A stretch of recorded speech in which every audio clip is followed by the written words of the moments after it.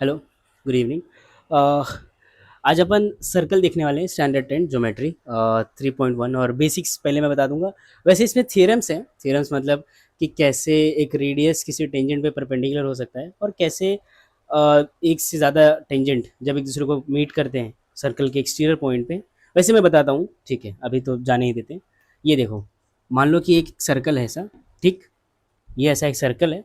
होता ये है कि अब हमको ये पता है कि ये सेंटर पॉइंट है, ठीक है। दिस इज सेंटर पॉइंट, तो मान लीजिए कि दिस इज ओ, ठीक है। अब आप देखेंगे ना, यहाँ से यहाँ तक, माने सर्कल के बाहर आप नहीं जाइए। आप यहाँ से यहाँ तक, this is not radius, this is not radius. देखिए, आप यहाँ से यहाँ तक आ रहे हैं ना, this is radius, this is radius. तो ऐसे कितने रेडियस बन सकते हैं एक सर्कल में? इनफाइनाइट रेडियस बन सकते हैं, वेरी गुड। ऐसे इनफाइनाइट रेडियस बन सकते हैं। सी इनफाइनाइट रेडियस आप बना सकते हैं।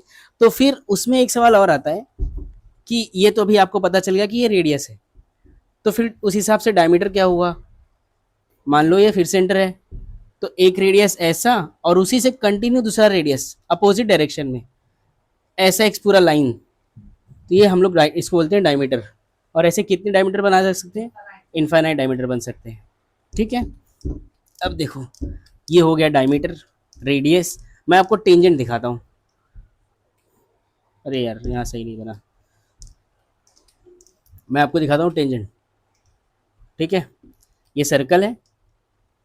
ये लाइन जब पास होती है सर्कल के किसी एक पॉइंट को टच करके, तो उसको हम लोग बोलते हैं टेंजेंट। ऐसे कितने टेंजेंट बन सकते हैं? इनफाइनाइट टेंजेंट बन सकते हैं। कितने टेंजेंट बन सकते हैं?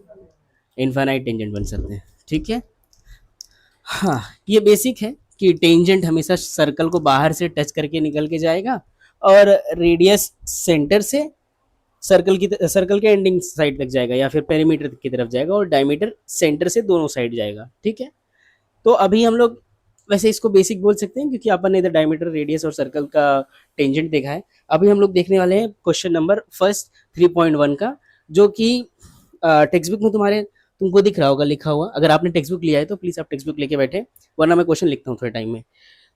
इन फिगर 3.1 ज्योमेट्री, ठीक है। In figure the radius of the circle with centre C is 6 centimetre. The line A B tangent, फिर टेंजेंट दिया हुआ है, आंसर लिखा हुआ, आंसर द फॉलोइंग क्वेश्चंस, ठीक है।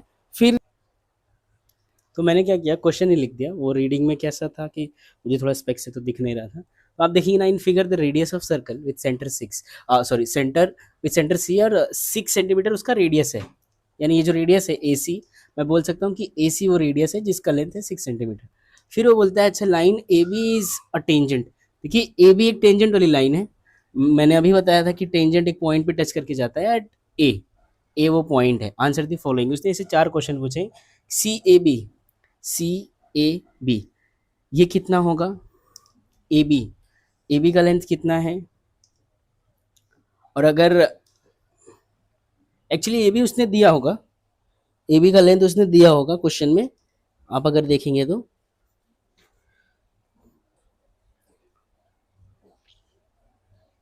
What is the distance of C from A B? Actually उसने पूछा है कि ए बी से, from A B, from A B distance of C, माने ये डिस्टेंस पूछ रहा है, ठीक है। और फिर बोलता है अगर डी ए बी, यानी ए बी 6 दिया है तो बी सी फिर कितना है, ये लाइन कितनी है।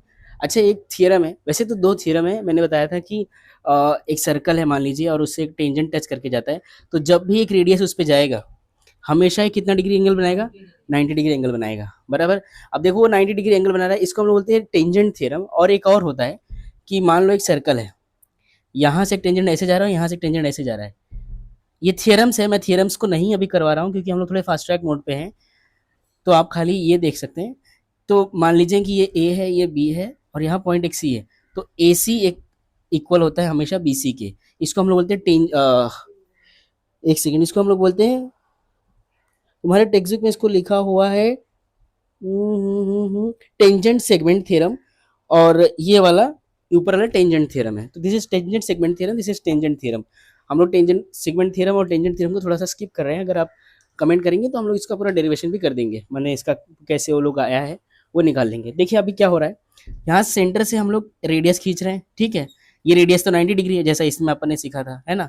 रेडियस टेंजेंट में 90 डिग्री है, बराबर। ये दो थियरम के हिसाब से अभी हम लोग क्वेश्चंस को आगे सॉल्व करना चालू करेंगे, ठीक। हाँ, ये देखो ए और सी 6 सेंटीमीटर है, कितना सेंटीमीटर है, 6 सेंटीमीटर। आप बताएंगे कि ए सी तो रेडियस है, ए सी अगर रेडियस है और रेडियस टेंजेंट पे जा रहा है तो यहाँ वो कितना डिग्री एंगल बनाना चाहिए, अभी हम लोग सीखा कितना डिग्री बनाना चाहिए, 90 डिग्री, ठीक है। तो यानी सी ए बी, इसका आंसर हमको मिल गया, सी ए बी का आंसर है 90 डिग्री। आप ऐसे लिख सकते हैं answer angle C A B is 90 degree, tangent theorem. कौन सा थ्योरम, टेंजेंट थ्योरम, ठीक है। फिर भाई बोलता है, ये तो पहले का आंसर हो गया, फिर बोलता है फ्रॉम ए बी, माने ये जो ए बी की लाइन है ना उससे सी कितना दूर है। देखिए ए बी से सी, इसका हाइट ये रहा ना, ए सी खुद है और ए सी क्या है, ए सी रेडियस है। तो ए बी से सी तक, from A B to C the difference और द डिस्टेंस इज रेडियस। तो वो रेडियस एक्चुअली में क्या है, ए सी है, और ए सी का डिस्टेंस कितना है, 6 सेंटीमीटर, यानी आपको मिल गया 6 सेंटीमीटर। अच्छा, फिर बोलता है ए बी अगर मैं दे दूँ आपको, ए बी अगर 6 दे दूँ और ये वाला ये भी 6 दे दूँ, फिर आप बताइए बी सी का डिस्टेंस कितना होगा, बी सी। अच्छा, ये आपने बहुत पहले भी किया होगा और आपको पता होगा कि यहाँ 90 डिग्री है, 90 डिग्री है, ये ए सी 6 है और ए बी उसने 6 दे दिया है, बराबर। ए सी 6 है और ए बी उसने क्या दिया है, 6 दिया है। तो मुझे समझ में आता है एक चीज़, क्वेश्चन नंबर 3 हम लोग सॉल्व कर रहे हैं इस वक्त, मैंने ये वाला क्वेश्चन। उसमें अभी मुझे एक ट्रायंगल दिखता है जहाँ पे ये 6 है और ये 6 है और ये 90 डिग्री है, बराबर। इसमें कौन सा थ्योरम लगा सकते हैं, Pythagoras theorem, very good. C A B, अच्छा ये हो गया सी ए बी। तो ट्राइंगल ए बी सी लिख लो, सी ए बी लिख लो, जिसमें ए बी बेस है, बेस का स्क्वायर, हाइट का स्क्वायर इक्वल्स टू हाइपोटेनियस का स्क्वायर। माने हम लोग एक बार बेस का स्क्वायर करते हैं, एक बार हाइट का स्क्वायर करते हैं, एक बार हाइपोटेनियस का स्क्वायर करते हैं, इक्वल करते हैं यहाँ पे। अच्छा, बेस अपने पास कितना है, 6 है, 6 का स्क्वायर, हाइट भी कितना है, 6 है, सी भी अपने को पता नहीं है, ठीक है।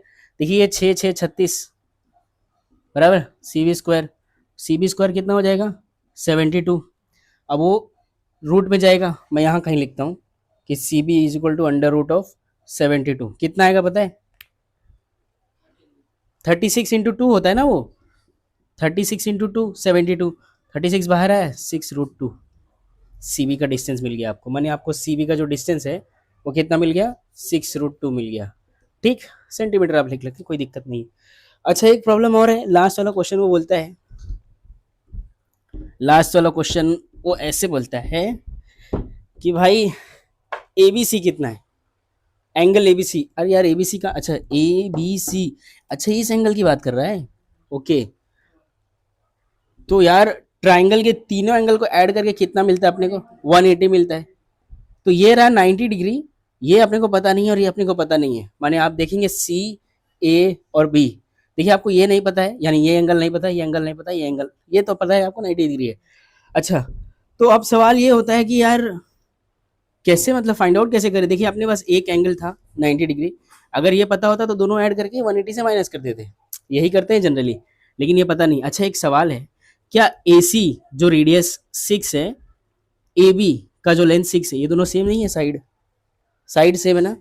आइसोसेलेस ट्रायंगल में क्या होता है, साइड सेम होता है, तो दोनों एंगल भी 90 डिग्री के अपोजिट वाले क्या होते हैं, सेम होते हैं, ठीक है। अब अगर ये x है तो ये भी क्या होना चाहिए, x होना चाहिए, अगर ये x है तो ये भी क्या होना चाहिए, तो मिल गया ना। अपन क्या करेंगे, angle A, angle B, angle C equals to 180। ए अपने को पता है 90 डिग्री है, बी x है तो सी भी क्या होगा, x होगा, 180। ये x x 2x हो जाएगा और ये 180 90 उधर जाके माइनस हो जाएगा, बराबर। ये 90 बचेगा, 2x। अब देखेंगे आप 2x इज इक्वल टू 90 और x is equal to 90 divide by 2, ऐसा होता है 45 डिग्री। यानी एक साइड कितना है 45, तो दूसरा साइड में कितना होगा 45। अभी मैं क्या करता हूँ, दूसरा क्वेश्चन लिखता हूँ सर, ठीक है। अच्छा, ये देखो एक नया सेकंड क्वेश्चन है उसी का 3.1 का, जिसमें लिखता है कि ओ एक सेंटर है, centre of a circle from point R. देखिए अब मैंने इसको वैसे नेमिंग तो नहीं दिया अभी के लिए, मैं एक बार नेमिंग देख लेता हूँ कि सेंटर में यहाँ ओ है, यहाँ आर है, और यहाँ एम है, और यहाँ एन है। तो वो बोलता है कि आप क्या करें, सर्कल फ्रॉम पॉइंट आर, ये देखिए पॉइंट आर से ना आपको दो सेगमेंट आते हैं, segment R M, segment R N. Segment मतलब लेंथ, सेगमेंट ऐसा नाम सोच के ज़्यादा टेंशन लेने का नहीं। आर एम, आर एन, ठीक है। एक लेंथ आ रहा है जो कि असली में सर्कल को टच करके एक पॉइंट पे जा रहा है। और हमको तो सिखाया गया है कि यार अगर सर्कल को कोई भी एक पॉइंट पे कोई भी चीज़ टच करके जाता है। अच्छा ये आप देखेंगे ना क्वेश्चन नंबर 2, इसमें एक्चुअली अभी थोड़ा सा लैग हो गया सिस्टम, ठीक है, तो I am so sorry. Next देखते हैं, ओ इज ए सेंटर। ओ क्या है भाई? सेंटर है सर्कल का, जिसमें ना बोलता है कि आर बाहर का एक पॉइंट है जहां से दो टेंजेंट ऐसे आ रहे हैं और दोनों अपोजिट हैं एकदम। देखिए हमको उससे लेना देना नहीं है, हमको बस ये देखना है कि क्या इस पॉइंट पे लाइन टच है। हाँ टच है, तो ये दोनों लाइन क्या हो जाएंगी? टेंजेंट हो जाएंगी। क्या हो जाएंगी? टेंजेंट हो जाएंगी।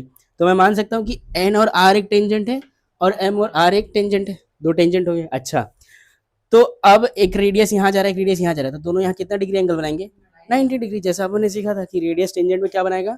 एंगल बनाएगा 90 डिग्री का। अच्छा, फिर बोलता है ओ आर का लेंथ ना उसने दिया होगा कहीं ना कहीं, हाँ दिखिए रहा, दिया है। ओ आर का लेंथ दिया हुआ है, दिया है।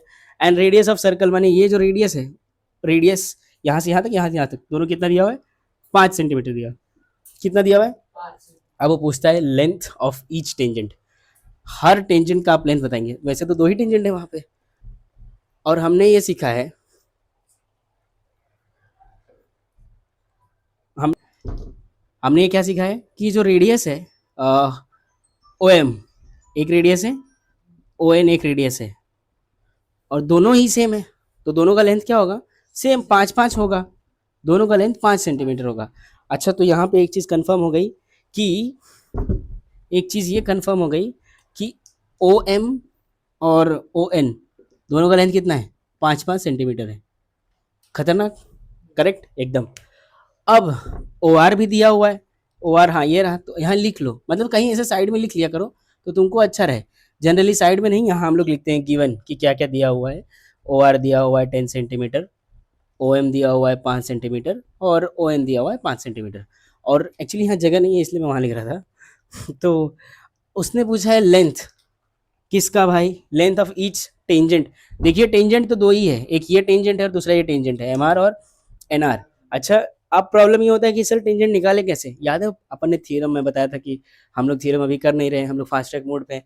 अच्छा, तो जो टेंजेंट जब जाते हैं सर्कल के अपोजिट साइड से और किसी एक पॉइंट पे जब मीट करते हैं ना, तो जितना उसका लेंथ होगा ना उतना दूसरे वाले का भी लेंथ होगा। माने आप किसी एक का ही लेंथ निकालिए ना, किसी एक का ही लेंथ निकालो। अच्छा, तो एक काम करो, ऊपर वाला जो ट्राइंगल है एम ओ आर, ऐसा है क्या? ये 90 डिग्री है। हाँ सर, ये तो 90 डिग्री है, तो ये हाइट हो जाएगा, ये बेस हो जाएगा और ये हाइपोटेनियस हो जाएगा। अरे हाँ यार, और 90 डिग्री है तो कौन सा थ्योरम लगेगा? Very good. कौन सा कोरस? वेरी गुड, ठीक है। तो बेस का स्क्वायर मतलब एम ओ का स्क्वायर या ओ एम का स्क्वायर कर लो, कोई दिक्कत नहीं है। ओ एम का स्क्वायर ऐसा लिखना होता है in triangle M R O, ठीक है। ओ एम का स्क्वायर प्लस एम आर का square equals to O R का स्क्वायर, ठीक है भाई। अब आप देखेंगे यार सर एम आर तो हमको पता नहीं है ना, एम आर हमको पता नहीं, ठीक है ना, वैसे ही रहने दो। ओ एम पता है क्या? हाँ सर पता है, 5 का स्क्वायर। एम आर नहीं पता है सर, ठीक है, एम आर का स्क्वायर रहने दो। ओ आर पता है कितना है? ओ आर 10 है, 10 का स्क्वायर, तो ये 5 का स्क्वायर उधर चला जाएगा। 10 मतलब 100, ये 5 मतलब 25, 25 हो गया ना, 5 5 जा, मतलब ये 10 का स्क्वायर मतलब 100 हो गया, 5 का 25 हो गया, 75 एम आर, है ना। अब एम आर जब ऐसे अंडर रूट में लेगा 75 को, तो तुमको पता है ना 25 इंटू 3, 25 या 75 होता है। अब 25 दिख रहा है वहाँ पे, मैं यहाँ लिखता हूँ, दिख नहीं रहा होगा वहाँ। तो एम आर 25 इंटू 3 मतलब ये आ गया 5√3। कितना आ गया? 5√3 सेंटीमीटर। आप देख लो, इसका स्क्रीनशॉट निकाल लो, क्योंकि आपको ना एम आर मिल गया है, तो जितना एम आर होगा उतना ही आर एन भी होगा, तो ऐसे लिख लेने का। Since M R is equal to 5√3 centimetre, then R N या N R is equal to 5√3, ऐसा लिखने का। Segment tangent theorem, tangent theorem ये लिख लेना, ठीक है। तुम लोग ये लिख लोगे, स्क्रीनशॉट निकाल लोगे तो अच्छा है। ये अभी तक पहला वाला मिला है, अभी एम आर और एम आर एन का एंगल निकालना बाकी है, ठीक है। वीडियो स्टॉप करके लिख लो और उसको थोड़ा लाइन में लिखना। मेरे पास ना क्या है, थोड़ा बोर्ड का स्टोरेज शॉर्टेज है, स्टोरेज नहीं है ठीक ठाक, ठीक है। अभी मैं क्या करता हूँ, पॉज कर रहे हैं, मत मत कर दिया। अच्छा, अब हमने निकालना है एम आर ओ। आप ढूंढेंगे एम आर ओ। अच्छा, ये छोटा वाला एंगल बराबर, मान लो ये एक्स है, छोटा वाला एंगल है ना, एम आर ओ, सर ये छोटा वाला एंगल। फिर बोलता है एम आर एन भी निकालना है। अब एम आर एन का, आर ई एन तो नीचे वाला है, मतलब ये पूरा एंगल निकालना है। समझ में आया? पूरा एंगल निकालना है। अरे यार ये तो प्रॉब्लमेटिक है, कैसे निकाले, क्या करे? मतलब देख के ऐसा लग रहा है ना कि यार अचानक से ये एंगल पूछ लिया, हमको इसके बारे में कुछ पता ही नहीं। हमको ये पता है सर ये 90 डिग्री है, इसका 5 है, इसका लेंथ इतना है, बराबर, हमको ये पता है। तो अभी क्या करने का, सोचो, थोड़ा दिमाग लगाओ कि क्या कर सकते हैं, कैसे एंगल निकालेंगे। हाँ, ये तुम्हारे को ना 30-60-90 थ्योरम पता होगा। 30-60-90 थ्योरम नहीं पता तुमको? अरे वो नहीं होता, वो तुमको नहीं पता है कि यार वो मान लो ट्रायंगल है, ऐसा एक ट्रायंगल है, ये 90 है, या यहाँ 30 है, यहाँ 60, यहाँ 30, यहाँ 60, जो भी है, ये हाइपोटेनस है, ये बेस है, ये हाइट है, बराबर बराबर। अब मान लो ये 30 डिग्री है, ये 60 डिग्री है, ठीक है। 30-60-90 के थ्योरम में क्या होता है, या तुमको अगर पता हो कि ट्रायंगल अगर ऐसा है जिसमें एक साइड 90 है, एक साइड 30, एक साइड 60, तुमने सीखा होगा 30-60-90, या फिर 45-45-90, ऐसे दो थ्योरम से रिकॉल करो ना, कौन से स्टैंडर्ड में कहाँ किया था, जरा सोचो थोड़ा। और तब तक मैं इसका थ्योरम लिखता हूँ, तब तक मैं इसका थ्योरम लिखता हूँ। 90 डिग्री, ये हो गया आर, ये ओ, ये एम, ठीक। ये हाइपोटेनस है, बेस है, हाइट है। रिकॉल करो कौन से स्टैंडर्ड में सीखा था। कौन से स्टैंडर्ड में सीखा था बताओ। ओवर, ये देखो, ये रहा ओवर विच इज़ हाइपोटेनस, मैं विजिबल हूँ, ये रहा O R which is hypotenuse, O M, मैं बोलता हूँ ओ एम बेस है। तो जब भी ऐसा थ्योरम बनता है या ऐसा इक्वेशंस बनता है कि यार जब भी बेस को हाफ से मल्टीप्लाई करेंगे और ओवर हाफ से ओ आर यानी हाइपोटेनस का मल्टीप्लाई करेंगे, या फिर ऐसे देख लो कि base equals to half of hypotenuse, हाँ हाइपोटेनस बोलते हैं। और अगर या तो बेस को 2 से मल्टीप्लाई कर लो हाइपोटेनस से, अगर तुमको हाइपोटेनस मिलने वाला है तो हाइपोटेनस से नहीं, बेस से 2 को मल्टीप्लाई करोगे और हाइपोटेनस मिलेगा तो हम लोग बोल सकते हैं कि ये एंगल, सॉरी, ये एंगल 30 डिग्री है। कितना डिग्री है? 30 डिग्री है। अच्छा, तो फिर कैसे, ये है क्या ऐसा, मतलब इसमें वो अप्लाई हो रहा है क्या ऐसा?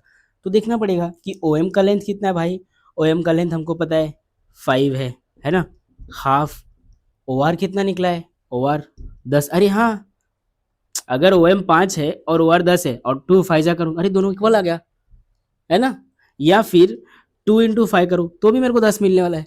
मतलब मुझे पता ही नहीं चला, अल्टीमेटली उसने इस रूल को फॉलो कर लिया, है ना। अब ये रूल चाहे जहाँ था जैसा था, कभी कभी बीच बीच में रूल ऐसे आ जाते हैं, मतलब मैं जानता हूँ कि वो फ्लो को तोड़ देता है कि यार पिछला क्वेश्चन तो ऐसा किया, ये वाला क्वेश्चन ऐसे अचानक से कहाँ से आ गया। तो कुछ कुछ तो ट्रिक्स होंगे ही ना, क्योंकि पहला अपन ने ये जब क्वेश्चन सॉल्व किया टेंजेंट वाला तो ईजी निकला, फटाफट कर लिया। यहाँ पे हमको पता चल रहा है कि जो हाइपोटेनस है उसको हाफ से मल्टीप्लाई करूंगा तो बेस मिल जाएगा, और ये रीज़न है यहाँ के एंगल को 30 डिग्री होने का। कितना डिग्री, कितना डिग्री?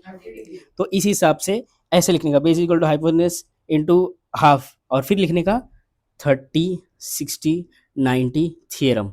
ऐसा लिखने के बाद मैं ये बोल सकता हूँ कि एंगल एम आर ओ कितना डिग्री है, 30 डिग्री है। कितना डिग्री है?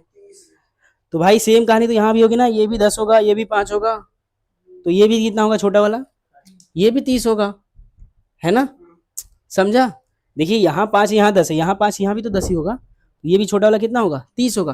तो दोनों मिला के कितना एंगल बनेगा, वेरी गुड। तो जो बड़ा वाला एंगल है कितना डिग्री है, 60 डिग्री है, और ये छोटा वाला एंगल कितना डिग्री है, 30 डिग्री है। ठीक है।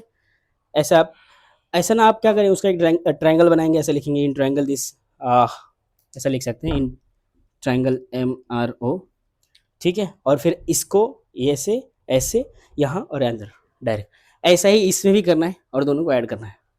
ठीक है, समझ में आया? तो यहाँ पे अपना क्वेश्चन नंबर 2 सॉल्व, रेडी। ये क्वेश्चन देखेंगे थोड़ा सा अलग है। अलग इन द सेंस क्या है ना कि देखिए आपको वर्डिंग का इसका मतलब जो वर्डिंग्स है ना यहाँ पे उसका मतलब पता होना चाहिए कि जैसे ये बाइसेक्ट, बाइसेक्ट का मतलब क्या होता है, मान लीजिए कि ये एंगल है तो एक लाइन ऐसा खींचनी चाहिए, एक लाइन बीच में से ऐसी आनी चाहिए कि एंगल्स को दो टुकड़े में बांट दे, एंगल्स को दो टुकड़े में बांट दे।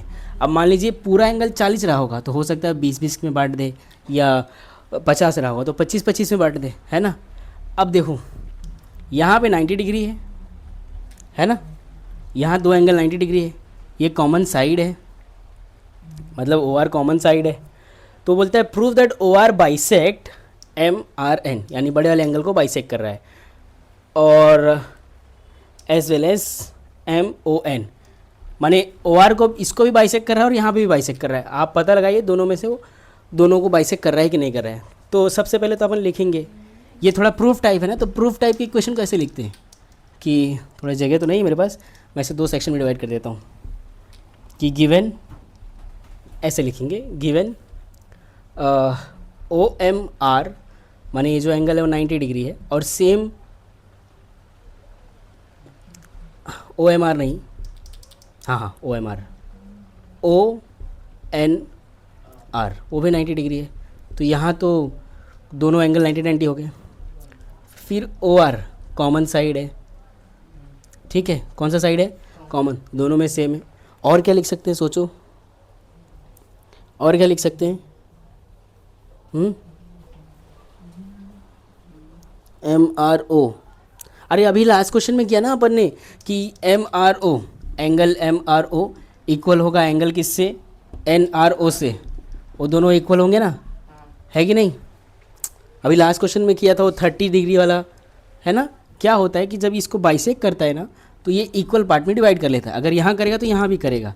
तो इतना लिखने के बाद, यानी इतना करने का हमको एक समझ में आता है कि यार इस हिसाब से तो अगर ये इक्वल है, माने एम आर ओ इक्वल है एन आर ओ से, ये याद रखो, एन आर चला है यहाँ, एम आर वो चला है यहाँ, पूरा गया क्या, नहीं गया, तो ये और ये क्या है, इक्वल है।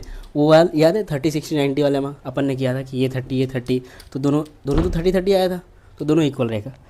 उस हिसाब से तो ये 90 है, ये 30 है, ये भी 30 है, तो बचा हुआ ये एंगल 60-60 होगा। तो भाई उस हिसाब से तो एम ओ आर इक्वल होगा एन ओ आर के, किसके, एन ओ आर के। तो यार ये तो इक्वल एंगल हो गया, और जब भी एंगल्स इक्वल पार्ट में डिवाइड होते हैं तो उनके बीच का लाइन हमेशा क्या होता है, बाइसेक्टर होता है। तो इससे हमको पता चल गया कि ओ आर इज़ बाइसेक्टर। ठीक है, ज़्यादा कुछ नहीं था, 3-4 लाइन था प्रूफ करने का। Thank you so much. और दूसरा अपन क्या करेंगे, चौथा क्वेश्चन दिखने को सोल्यूशन वाइज बड़ा है, और आई होप कि तुमको उसको देख के डर लगे। क्या होता है, डर लगने से समझ में आता है कि यार ये तो बहुत खराब, ये ख़तरनाक क्वेश्चन है, तो ऐसा है नहीं, वो मैं तुम्हारे पर रखता हूँ, और जो भी रहेगा मुझे बताना कमेंट करके। दूसरा ये कि प्लीज़ क्लासेस में डिस्कस करना इसको, ठीक है, क्लासेस के लिए ये तो बेस्ट ऑफ लक, ठीक है, थैंक यू। हाँ।